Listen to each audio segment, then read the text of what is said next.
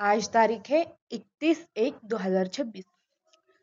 आज बाबा दादा क्या कहते हैं, मीठे बच्चे तुम यहाँ आए हो सर्वशक्तिमान बाप से शक्ति लेने, अर्थात दीपक में ज्ञान का घृत डालने, है ना। दीपक में ज्ञान का घृत डालने मतलब क्या, कि घृत मतलब क्या होता है, कि तेल होता है। जब हम दीपक में तेल डालते हैं तो वह ज्योति बहुत देर तक चलती रहती है। वैसे ही बाबा हमारे दीपक में ज्ञान का तेल डालने आए हैं। तो प्रश्न पूछा है, शिव की बारात का गायन क्यों है? तो उसका उत्तर बताया है, क्योंकि शिव बाबा जब वापस जाते हैं तो सभी आत्माएं का झुंड उनके पीछे पीछे भाग कर जाता है। मूल वतन में भी आत्माओं का मनारा छत्ता लग जाता है। तुम पवित्र बनने वाले बच्चे बाप के साथ साथ जाते हो, साथ के कारण ही बारात का गायन है ना। मतलब बारात का गायन क्यों है, कि उसके जैसी किसी की भी बड़ी बारात नहीं हो सकती, है ना। तो ओम शांति। धारणा के लिए मुख्य सार बताया हुआ है। पहली पॉइंट है, मन वचन कर्म से पवित्र बन आत्मा रूपी बैटरी को चार्ज करना है, पक्का ब्राह्मण बनना है ना। मतलब हमें हमारे मन से, हमारे वचन से, कर्म से पवित्र बनना है, हमारी बैटरी को चार्ज करना है। कैसे करेंगे? बाबा की याद से करेंगे। और हमें पक्का ब्राह्मण बनना है, ना कि कच्चा ब्राह्मण।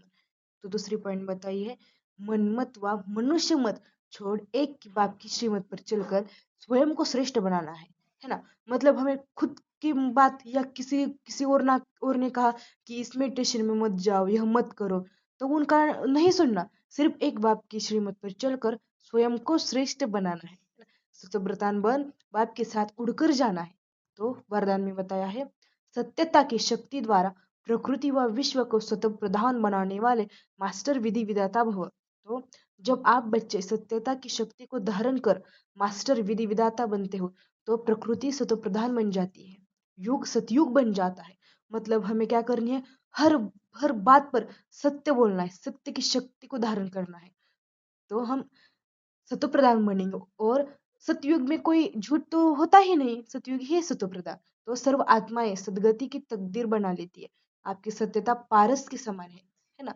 जैसे पारस लोहे को पारस बना देता है, ऐसे सत्यता की शक्ति आत्मा को, प्रकृति को, समय को, सर्व सामग्री को, सर्व संबंध को, संस्कारों को, आहार विहार को सतो प्रधान बना देती है। मतलब हमारी सत्यता ही किसी की भी कोई भी चीज को बदल सकती है। स्लोगन बताया, योगी आत्माएं वह है जिन्हें प्रकृति की हलचल भी आकर्षित न करे। योगी आत्माएं मतलब कौन? जो ज्यादा योग करता है, उसे प्रकृति की कोई भी हलचल आकर्षित नहीं करेगी। उसको कोई भी चाहना, किसी की याद आना, इसे प्रकृति की कोई चीज उसे हलचल नहीं करेगी। अव्यक्त इशारे में बताया, इस अव्यक्ति मास में बंधन मुक्त रह जीवन मुक्त स्थिति का अनुभव करो।